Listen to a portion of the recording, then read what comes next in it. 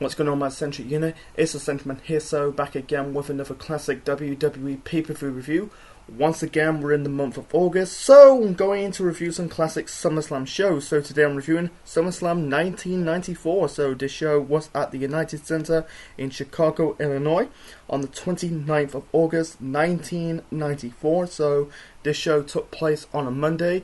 This was the final SummerSlam event to take place in a midweek for the best, because doing a wrestling pay-per-view in a midweek simply is never going to work. They're better off doing a wrestling pay-per-view during a weekend.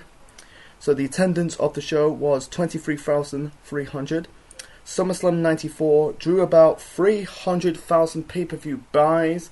I think this was the last good buy rate for SummerSlam until SummerSlam of 1998, Highway from Hell. 4 years later, that drew about 700,000 pay-per-view buys. In the early to mid 90s of the WWF, it was a dark time for the company because business has gone down. I think Hulk Hogan, who's the biggest draw of the company in the 80s and early 90s of the WWF, has left the WCW. And most of their big stars of the first boom period of the 80s and the early 90s of the World Wrestling Federation end up jumping ship to WCW. You can tell like they're struggling to find their next top star.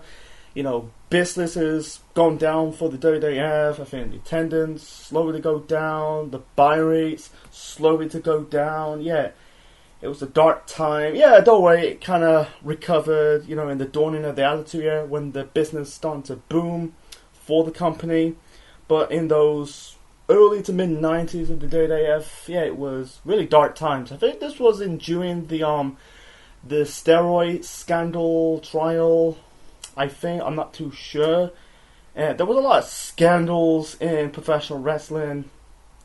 You know, in that time period, a lot of drug scandals, sexual like assault scandals, any type of scandals you think of. Anyway, so the commentators for the show SummerSlam 94 are Vince McMahon and Jerry the King Lawler. You had Macho Man Randy Savage making his final WWF pay-per-view appearance before going to WCW at the end of 1994. He is like a host, doing the induction, master of ceremonies. It's really a shame for Randy Savage. You know, I'm going to talk about Randy Savage briefly before moving on. Yeah, he never truly came back to the company. I think he did work with the company for a little bit in 2011, you know, promoting the action figures, and I think he promoted the WWE All-Star video game before he passed away. I might do like a video review of, you know, of WWE All-Stars, the video game. I got a copy of that game somewhere in my house. Yeah, and also I might do maybe a video review of Arkham Origin. Also got a copy of the game.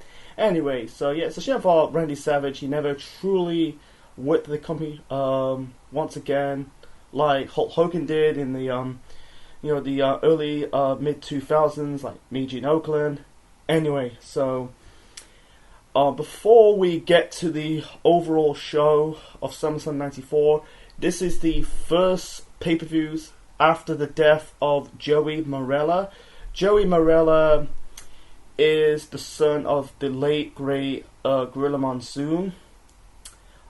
He was a senior referee for the World Wrestling Federation at that time. He refereed multiple biggest matches of the company's history, like I think he refereed the Hogan-Andre match at WrestleMania 3, Bret and Bulldog at SummerSlam 94. He's like referee a lot of big matches for the company. He died on the 4th of July. That's the American Independence Day. He died in a car accident, I think it was a car crash, car accident, same thing, at the age of 31. He was driving with Harvey Whipperman. He's still alive to this day. And yeah, there's rumors that, you know, Gorilla Monsoon is about to leave the business because of his son's death, you know. I don't blame him because he just lost his son. You never thought that, you know, a father has to bury a son, or a father has to bury a child. It's really heartbreaking, you know. And it's also done more research on it, you know. After Gorilla Monsoon died in 1999, he's also been buried alongside his son. So it's just sad, you know. It's just what it is, you know. It's the damn shame. I never knew this, you know. I've done my research on it, you know, for my preparation for reviewing SummerSlam 1994. So yeah, he refereed a lot of biggest matches for the WWF in the the 80s and the early 90s before his death, you know. And after, I think the one referee took the mantle was Earl Hebner as the senior referee, and then after that, I don't know who is that. Is it Scott? I think it was Mike Chioda, maybe Scott Armstrong later on. I'm not too sure, but anyway, so that's on the depressed side, you know, talking about Joey Morella's death. Can't get my words out, but anyway, so let's talk about this show.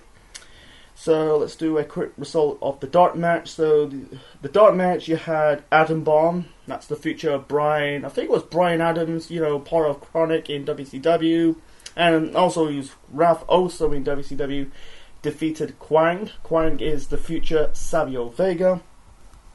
So the first match to kick off SummerSlam 1994. This is for. Oh, actually, it's not for. It's just a normal tag team match. Anyway, so we got Bam Bam Bigelow and Owen R. Shyster, or IRS for short, with the $1 Million Man Ted DiBiase Sr. in the corner. I think the part was it the $1 Million Inc. or Money Inc. Corporation, whatever they're called. You know, I know Money Inc. was a tag team. I think it will soon become a faction at that time being. Taking on the Head Shrinkers. That is Fatu, the future Rikishi, Samu with Alpha. I don't know if Alpha is the father of Roman Reigns or Sika. You know, Alpha is one half of the legendary tag team, the Wild Samoans.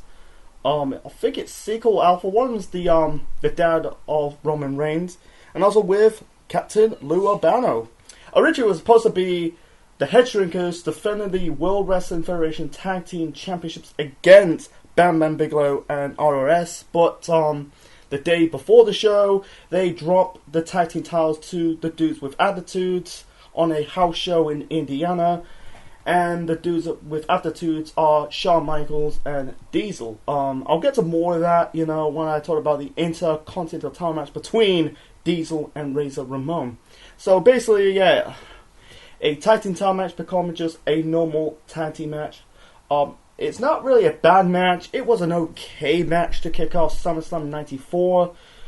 The pacing was fine, but it was a bit mediocre. The ending was starting to get a bit more of a clusterfuck, you know, with the referee, with the managers, you know, $1 Million Man and Alpha and Sika. Not Sika. Captain Lou Albano. My apologies. Like he had Bam Bam Bigelow. I think he decked Captain Lou Albano. Albano throughout this match shouting Billy, Billy, Billy, whoopah, whoopah. Anyway, so Alpha got involved, and then both tag teams end up brawling, and I think the match ended in a double disqualification. No, actually it wasn't really a double disqualification, it's just a normal disqualification. So Bam Bam Bigelow and IRS won this match via disqualification, and that was it. So it was 7 minutes long, wasn't boring. It was kind of like I feel like it was just dull because it's going for the tag team titles, you know, but instead it's not for the tag team titles. It's just a normal tag team on the show. So anyway, like I said, not terrible, not great. It's just kind of there. Anyway, so moving on to the next match. This is the first of 3 championship matches on the show, and this is for the WWF Women's Championship. Alundra Blaze defending the belt against Bull Nakano with Luna Vachon in the corner of Bull Nakano. This was good. Not like on a 4-5-star classic, but it was a fun match to watch. Very underrated. Very underrated match. We'll get to that later on, or shortly.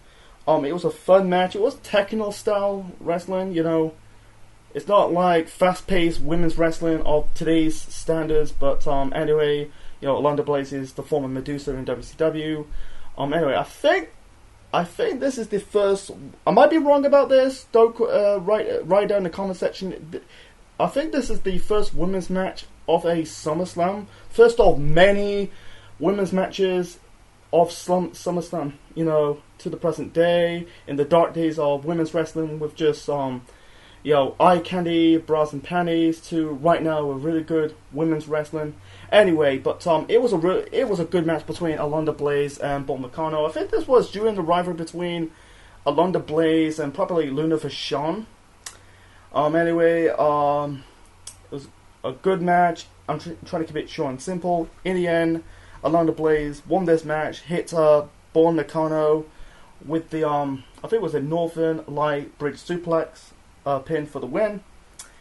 And Nakano went on to win the women's title at the end of the year. Like I said, I think it's not like a great match, but it was a good match to watch. You know, it was good technical style wrestling. I said this match was very underrated. Maybe it has to do with Alundra Blaze. Medusa left the WWF on very bad terms before she kind of worked with the company once again. You know, got inducted into the WWE Hall of Fame in 2015. Maybe it has to do, she ended up won the title the following year in 1995, and then she ended up leaving WWF, ended up returning to WCW. She took the women's title with her, and showed up on Nitro, binning the WWF women's title belt. You know, that could be the reason why she left on very bad terms. Bob McCall, like I said, she ended up becoming women's champion. At the end of the year, she became I'm not going to pronounce the previous women who won that women's title belt. You know, she became the last Japanese wrestler to win a women's title belt for the WWF until Asuka, a quarter of a century later, because, Asuka became the first Japanese wrestler to win, or Japanese female wrestler to win a women's title belt since Bull Nakano, and then recently, it's Iro Sky. By the way, I'm well reviewed SummerSlam 2023. Forgot to review that show. But anyway, so Bull Nakano ended up leaving the company. Basically, she got fired in, I think it was 1995, due to a drug possession. She was possession with cocaine. So that's she's also left on very bad terms. I don't know if she's in the WWE Hall of Fame. Maybe she was in the Hall of Fame in Japan, but not in the WWE Hall of Fame. Maybe if it was, she might be in the Legends Wing, but that Legends Wing is a bit BS, man. Just give these men and women a separate Hall of Fame. Anyway, it was a really good match. I wish they changed, the match around, have the women's title match kick off SummerSlam 94, and then Bam Bam Bigelow and IRS taking on the Headshrinkers second. Anyway, so the next match, this is for the Intercontinental Championship. Big Daddy Cool Diesel with Shawn Michaels in the corner of Big Daddy Cool Diesel, defending the belt against Razor Ramon with Walter Payton in the corner. I've done my research of Walter Payton, not familiar of him. Payton is a legendary running backer of the Chicago Bears, I think. And sadly, he died 5 years later at the age of 46. I think he died of I think it was liver disease. I'm not too sure. Anyway, this is still in this rivalry between Shawn Michaels and Razor Ramon. It started the previous year. They had that epic ladder match at WrestleMania 10 for the Intercontinental Championship. Then 1 month later, Diesel beat Razor for the belt. It's funny, this isn't a reverse roles, because Shawn Michaels was the wrestler, Diesel was the manager. Now Diesel is now the wrestler, and Shawn Michaels is the manager. So this match is underrated in my opinion. I don't really call it a bad match. I thought this was going to be a very bad match. But I was wrong. It wasn't a bad match. It was a good match. I'd say the second best match of the night. And by the way, I forgot to mention, this show is known for one of the best matches of SummerSlam history and the worst match of SummerSlam history. I forgot to mention that. But anyway, back to the Razor Diesel IC title match. This was good. It started out slow, but starting to pick up. some pace. It was 15 minutes long. Razor Ramon is more experienced than Diesel, referring to Scott Hall and Kevin Nash, because Scott Hall has been wrestling at the time nearly for 10 years. Kevin Nash almost, it was about 4 years. He broke into business in 1990. So Diesel is more unexperienced, and Razor, is more experienced than Diesel. Scott Hall is you can tell he's athletic, he's not just a big guy doing big power moves. He sometimes does a lot of, some athletic sports, Walter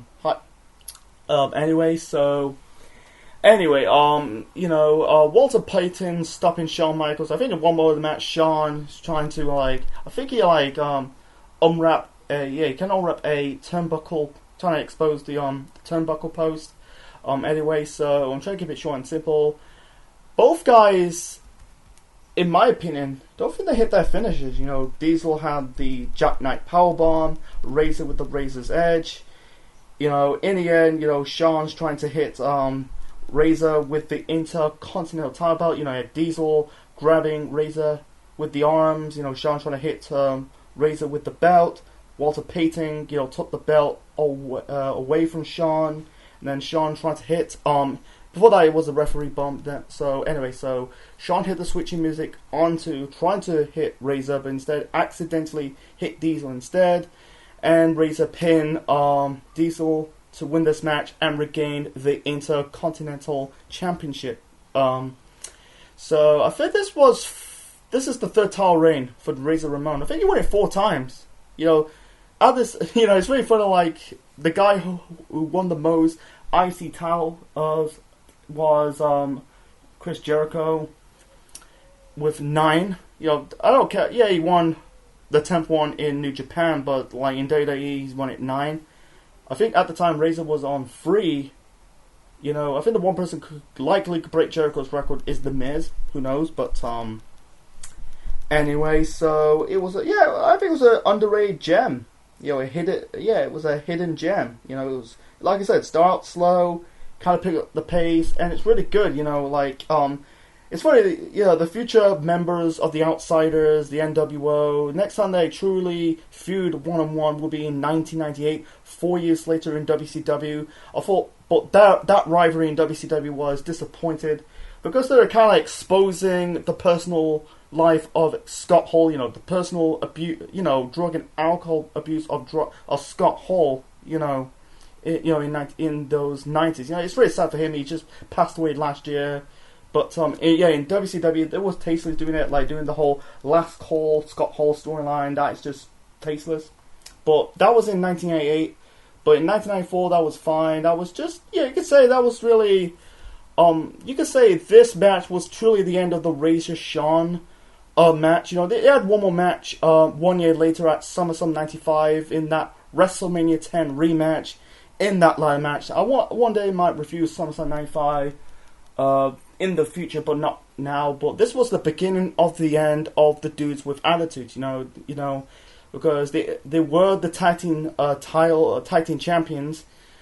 I forgot to mention this. Like I said earlier, originally it was supposed to be Head Shrinkers versus Bam Bam Bigelow and IRS for the tag team title belts. But the reason why, it's one of the reasons why they changed it. Have Shawn and Diesel won the belts the night before the pay-per-view, because you could tell they are putting the rocket strap onto Diesel, Kevin Nash. They want more gold on him. He's IC champion. Spoiler, he just lost the belt to Razor. Tag team champion. He also become the world champion at the end of the year, making a Triple Crown champion. I think he was the first. No. Bret was the first Triple Crown champion. I think he was maybe the second Triple Crown champion in the company's history. But Bam Bam Bigelow totally against the whole idea. I done my research, folks. You go watch his shoot interview. He did. This was his post WWF career. But it's one of the reasons why they changed the plan. Having Bam Bam Bigelow and IRS won trying to win the belts on that show to get more heat for the Money. The Money Inc. Corporation? That's the faction by the $1 Million Man. But yeah, it has to do maybe the Clique policy. It was still around at the time. It was just 4 people off the Clique, Shawn Michaels, Kevin Nash, Scott Hall, and Charlotte Whatman. And then a year later you had Paul Levesque, Triple H in that group. But anyway, yeah, it was the second best match of the night. So let's move on to the next match. So the next match, you can tell this is the next 2 matches, they're basically a cooling down moment for the show. So the next match, we got good old USA Lex Luger taking on Tatanka Buffalo. Wow! 2 guys had fallen 1 year later. So Lex Luger, it's funny like him. The guy who main event the previous year's SummerSlam against the heel foreigner Yokozuna. Trying to beat Yokozuna for the belt. I heard rumors that there were plans. Some of these wrestlers backstage were almost about to quit the company because of Lex Luger's almost about to win the belt, but instead they changed. I don't know if they changed plans, but anyway, so Luger failed to win the championship on that show. He won via countout, so he won the match, but not the title. So that really was the final nail of the coffin, or one of the biggest nails of the Lex Luger WWF career coffin.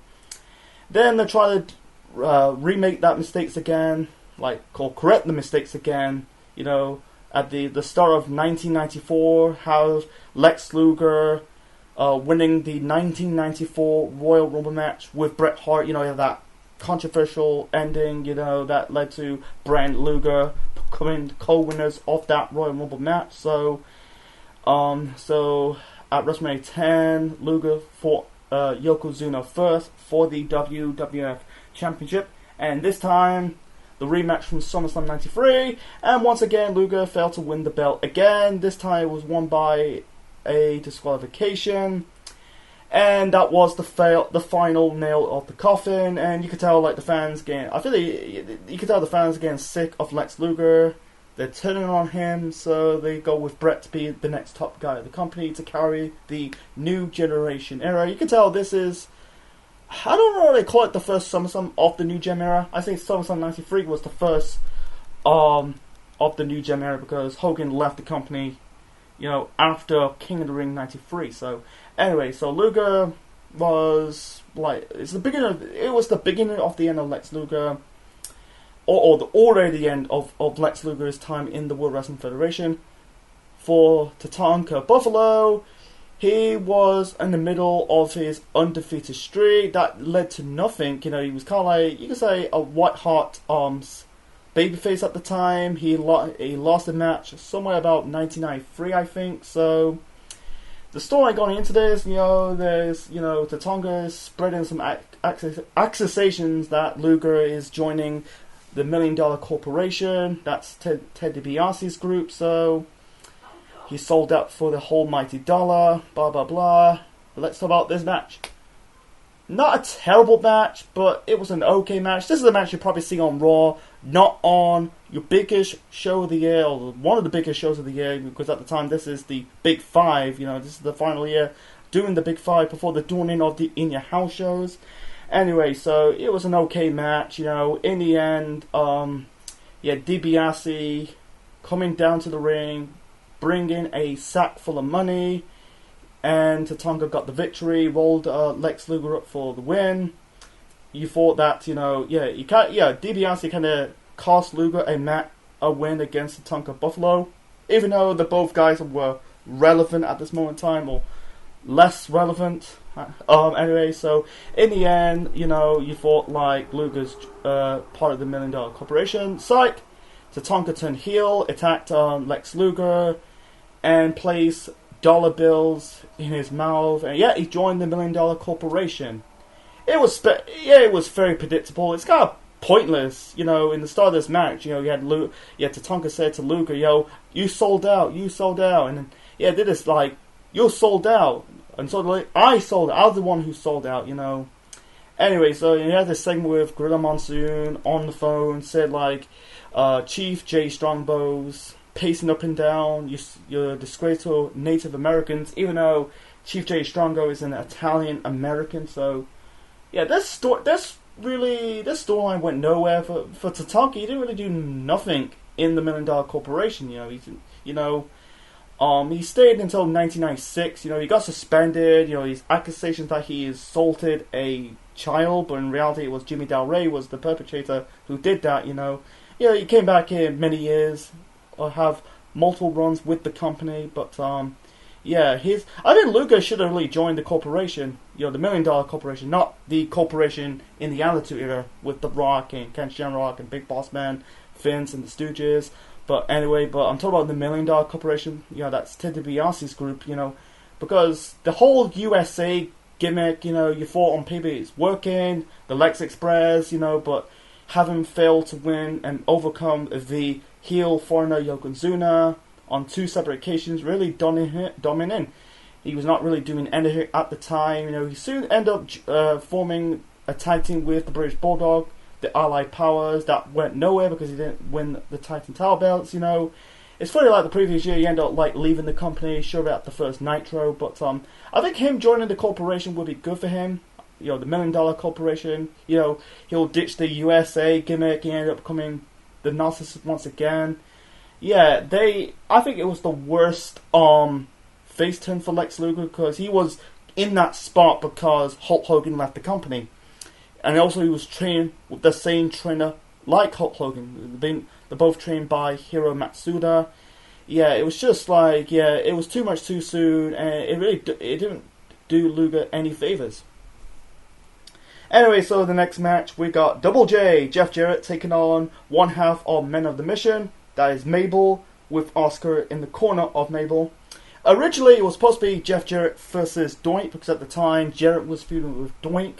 I think it was not Matt Bourne's Doink. I think it was maybe Ray Apollo's Doink or Frank Kern's Doink. There's a lot of people playing Doink the Clown over the decades in the company. But anyway, for whatever reason, so they give this match to Mabel. This match, wow, this is shit. Not say the main event match is worse than that, but this was filler, mediocre, like the Tatanka Lex Luger match. This is belong on Monday Night Raw. Luger, I keep calling him Luger. Double J pushing Oscar into the steel steps. Anyway, try to keep it short and simple. In the end, Mabel was going for a type of splash. Jarrett got out of the way, pins him for the win. So, besides that, this was filler. Nothing. It's not. I don't really pull it. It's not, I don't really give it. This is not an okay match. It was just dull. It's just two guys has not business to be there. That should be cut from the show, man. It's just it was 5 minutes, but I think this is the shortest match of the night. But this is more like a TV wrestling match, similar to the Tatanka Lex Luger match. They're just TV wrestling match. They're not really pay-per-view worthy match. Anyway, so moving on to the second last match of the night, and this is a steel cage match for the World Wrestling Federation Championship. Bret the Hitman Hart defending the belt against Owen Hart, his younger brother, inside of a steel cage. So it started at the end of 1993 at Survivor Series. Owen was the only man of Bret's team in that Family Feud match against Shawn and his Knights. That's another story, another time, if I one day review Survivor Series 93. So Owen was pissed off at Bret because, like I said, he was the only man eliminated in that Survivor Series match. And he said, he kind of blamed Bret because he's holding him back, something like that. The start of 94, you thought, they're on the right page again. Then at Royal Rumble 94, I think it was a tag team match on that show. Owen turned on Bret, so it set up Owen Bret at WrestleMania 10 that Owen won, and then on the same night Bret won the World Wrestling Federation Championship for the second time in his career, because the first one it started in 1992 being Ric Flair, and then lost the belt to Yokozuna at WrestleMania 9. So this is his second reign as the World Wrestling Federation Champion. So anyway, Let's fast forward to King of the Ring 94. So you had Bret retained the World Wrestling Federation Championship against Diesel. That's held by Jim the Anvil Neidhart. That was a disqualification. Owen won the 94 King of the Ring tournament, and Owen decided to challenge Bret for the belt. So he kind of liked, Neidhart, aligned himself with Owen Hart. Turned against the Hart family. Owens quote, "I don't give a fig." They kind of say, "Do not give a fuck yet," because it's not aged yet, the product. But anyway, so this match is a steel cage match to keep any of the Hart family, or basically Jim the Anvil Neidhart, out, for him to interfere in this match. I forgot to mention this. You had the Hart family attend this show. You got Bret's parents, Stu and Helen. You got the return of the British Bulldog. I'll get to more of that shortly after this match with his wife Diana. Anyway, so you had Lawler basically talking trash with the Hart family, because they're taking a break of the Bret Hart Jerry Lawler feud. They resumed it the following year in 1995. Anyway, so.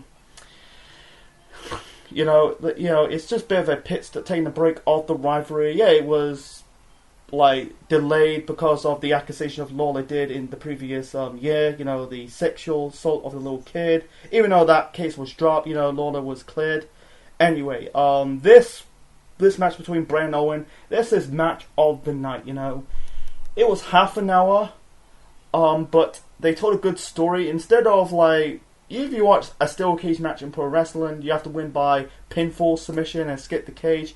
This match, you have to escape the cage. This was good. It was intensity. Both guys denying each other of escaping from the cage door or climbing over the cage wall. It told a great story. It was good, technical style wrestling and drama and good drama of this match. This is.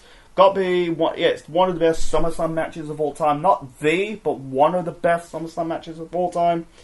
This has got to be one of the best steel cage matches of all time. I think Bret and Owen had really good chemistry. They both, know what they're doing. They told the house down on this show. People say it's a boring match. It could be boring. Some people say they should have cut this match in half. Maybe they should cut a little bit. Maybe they shouldn't have half an hour, maybe 25 minutes. But besides that, they told a good story back and forth between Bret and Owen. Anyway, so in the end, you had Bret and Owen fighting on the climb outside of the cage, and then Bret basically knocked Owen was dangling. His leg was dangling onto the cage, so Bret jumped off the cage to win this match and retain the World Wrestling Federation Championship belt. Afterwards you had Jim the Anvil Neidhart. He basically decks the British Bulldog. He clotheslined him, and accidentally dragged Diana with him. Even though Diana's not a wrestler, I think she was a model. But afterwards, you had Owen and Neidhart, basically locked the cage and beat Bret even more.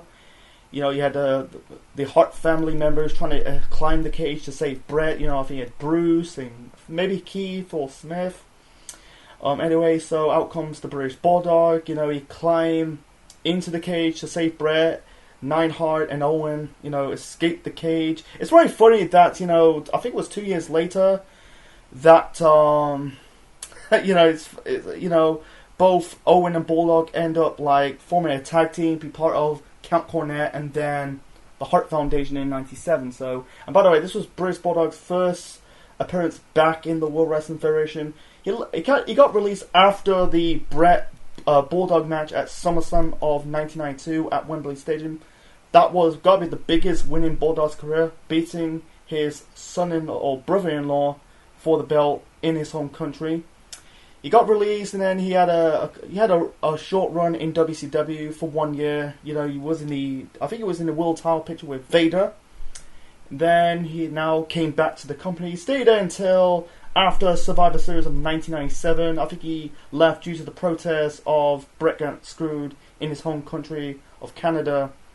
I reviewed Survivor Series 97 last year on the channel. I forgot to mention this. I forgot to mention this, like in the Jeff Jarrett Mabel match. Funny in hindsight, 1 year later, Jarrett ended up leaving the company, and Mabel ended up like winning the following year's King of the Ring tournament, and I think he headlined and main event SummerSlam 95. I think, I'm not too sure on it, but I kind of forgot to mention that, folks. And also, speaking of that, during that Mabel Jarrett match, you had the appearance of Abe Knuckleball Schwartz. That is Steve Lombardi, aka the Brocken Brawler, with face paint. Because the reason why they come up with this character, because Major League Baseball was on strike. I don't know what the reasons. I think it has to do with pay. It's very funny, like in the 90s, I think baseball players were on steroids. But yeah, there was a segment, I think it was on Raw, that the wrestlers end up having a baseball match because of the MLB strikes. They end up like resumed it. I think they end up having another strike in 2002. I don't know how many strikes they have. You don't see that in other sports. They go on strike. It's just what it is. So I forgot to mention that. I think that was a dumb gimmick. Steve Lombardi's doing that gimmick, the Abe Knuckleball Schwartz gimmick, because of Major League Baseball was on strike that year. Anyway, so let's move on to the main event. So the main event, we got The Undertaker with the $1 Million Man, Ted DiBiase, taking on The Undertaker with Paul Bearer in the corner. Wow! How we go from there? So it started at the Royal Rumble, the beginning of 1994. The Undertaker fought Yokozuna in a casket match for the World Wrestling Federation Championship. Yoko won this match after help by multiple heels. I think some of them were Bam Bam Bigelow and Jeff Jarrett. They beat down the Undertaker, put him in the casket, and then Undertaker, like, there's image of Undertaker inside of the casket, says the Undertaker will never rest in peace. It's not the last we see of the Undertaker, and then Undertaker's rise above. His spirit is going to heaven or hell. I might review Royal Rumble 94 in the future, but that was... It is a bit scary, but a little bit cheesier. His spirit, is going to heaven or hell. Anyway, that was in January. I heard rumors, I think Undertaker had a back injury. I'm not 100% sure. That was just a rumors back in the day, but... Anyway, so fast forward months later, there's speculation that Undertaker was... shown from the public. It was speculation that Undertaker is like appeared in public. DiBiase, brought the Undertaker, his version of the Undertaker, who's wearing the great gloves. Paul Bearer, like totally again really don't believe DiBiase's like bluff that is the real Undertaker. I understand why they did that, because DiBiase is the one who brought The Undertaker in the company. He debuted at Survivor Series of 1990. So anyway, Paul Bearer decided to bring his own version of The Undertaker at SummerSlam. So, and also the one thing takes the cake. Yeah, the video package of Leslie Nielsen, the guy from the Naked Gun films. I thought this is leading up to promoting of a Naked Gun film of that year, but it did made that film, but that was in March of 94. I don't know why they brought Leslie Nielsen there. Don't get me wrong, I'm a big fan of Leslie Nielsen. I like spoof films. Like, I like the Naked Gun films he's in. I like him appeared in the Scary Movie films, and also I appeared at superhero movie with Drake Bell. He's basically doing a parody of Spider-Man. He is finding The Undertaker, On the show, you had his co-star George Kennedy. They're just saying like, "I'm on the case. You're on the case. We're both on the case." And then like later on the show, they're showing up in the crowd in the stage area. Then Undertaker shadows behind him. It's like wow. Like I think with the Leslie Nielsen, George Kennedy appearing, I think the stuff with Leslie Nielsen has really did a disservice towards The Undertaker's storyline. You know, it's totally against the. It did a disservice of the Undertaker storyline. Even though the whole imposter Undertaker was cheesy enough, but this takes the cake. You know, not just of Leslie Nielsen, but it's just like, wow, like they paid a lot of money for Leslie Nielsen to appear on WWF television to do this storyline with the Undertaker, finding the Undertaker. Holy fuck, you know, I like it. You know, I like some of it. It's kind of goofy. Yeah, you're seeing like he knocking over Ray Rougeau into the swimming pool. You had a cameo appearance of Macho Man Randy Savage, but wow, just god damn it, man, that is cheesy as crap. Anyway, so out comes the fake Undertaker, that's played by Brian Lee, and out comes the real Undertaker, Mark Calloway. I'm going to refer them to their real names, Brian Lee and Mark Calloway. Otherwise, it's going to get confusing. This match sucked. This has got to be. I can't say it's the worst match of SummerSlam history, but it's been worse before, maybe before and after this. But this has got to be one of the worst SummerSlam matches of all time. The fans did not give a shit. They were quiet. It was a pin drop. It was boring. I was completely. It was 8 minutes long, folks, but it felt like it was nearly 20 minutes. You know, it's just fucking boring. I think this was the debut of Undertaker's theme music between 94 to 98 until the Ministry of Darkness theme you had, you know, to Highway from Hell in 1998. So anyway, boring as crap. Brian Lee's Undertaker was a fucking dumbass. You know, I think he hit the Undertaker with a choke slam. He's about to pin. He didn't pin. The real Undertaker rose up. Then he hit him with a tombstone power driver. Then he rose up again. What the hell? Anyway, so the Undertaker, I think the real Undertaker, Mark Calloway's Undertaker, the real one, hit Brian Lee's, the imposter Undertaker, with a choke slam.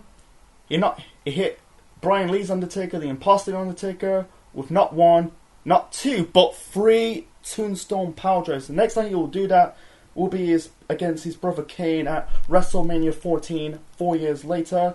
Pins him and the win. Afterwards, now DiBiase left, out comes the Druids and plays the fake Brian Lee's Undertaker inside of the casket. And you're not going to see Brian Lee ever again. You know, he came from Smoky Mountain Wrestling. You know, he ended up going back to Smoky Mountain Wrestling, the USWA. The USWA it's called. That's Jerry Lawler's promotion. And also he had a cup of coffee in ECW. He came back to the WWF in 1997 as Chains, part of the Disciple of Apocalypse. That's another story, another time. And then, Undertaker will continue his feud with Ted DiBiase throughout until, I think, after he regained the Mega Urn against Karma at the following year's SummerSlam. It's for the fucking best, man. And they end the show with George Kennedy and Leslie Nielsen. George said to Leslie, you solved the case. And Leslie says, I'm proving to Leslie Nielsen, the case has been solved. And that was the end of SummerSlam 1994. So, anyway, so my final rating for SummerSlam 1994. Boy, this is difficult. And I'm going to give it 8.5 out of 10. It's back and forth between 8.5 out of 10 or 7 out of 10. I think this was a good show. Not a great show. I'm not playing in the top 10 best SummerSlam shows of all time. I think this is a mid-card SummerSlam show.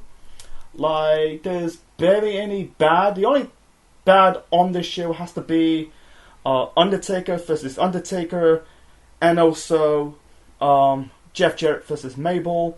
But besides that, the only 2 matches in the OK, or 3 matches in the... Actually, 2 matches in the OK, actually, were the opener. Bam Bam Bigelow, IRS versus the Head Shrinkers, and Tatanka versus Lex Luger. They were just basically like Jarrett Mabel, Tatanka Luger, and the opening match. They felt like TV matches, but not pay-per-view worthy matches. But the good is the good. Like, the women's title match was good. London Blaze versus Bob Meccano. The second best match of the night was Razor Ramon versus Diesel for the Intercontinental Championship, but the match of the night has to be Bret versus Owen. I forgot to mention this. I'm going to say it right now. I think Owen should have really won the title on this show. Like, Bret ended up dropping the belt at the end of the year. He dropped the belt to Bob Backlund in his first match back in the company, and then he ended up dropping it a week later to Diesel. But I think Owen should have won the belt, man. I think Owen was over at the time as a heel. They should have struck when the iron was hot. If someone did like a fantasy booking on my review of WrestleMania 11, he did a comment on his fantasy booking for WrestleMania 11, but I'm going to do my fantasy booking. I'd rather Owen won this match on the show, won the title on the show, then delay Diesel's push for another year. You could have Bret winning the 95 Rumble match, and then win and do the blow off at the following year's WrestleMania. I feel like the Owen Bret match was more like a pit stop, but not a proper blow off to the rivalry, because they ended up reunited once again when Bret was a heel in 1997 to reform the Hart Foundation.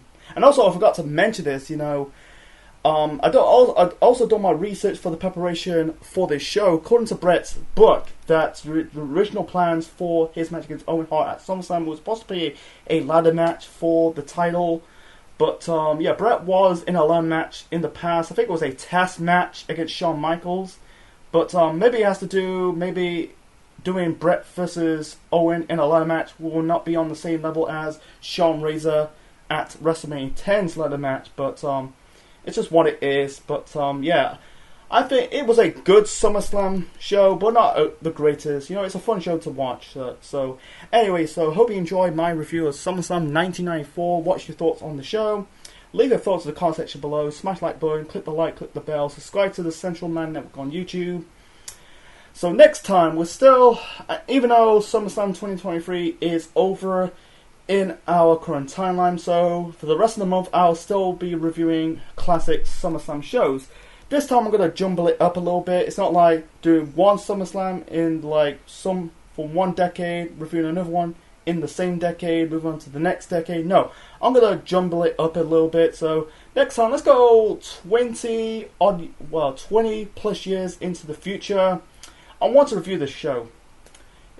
You had Bray Wyatt's first match in the company or on the main roster. You got the Best versus the Beast.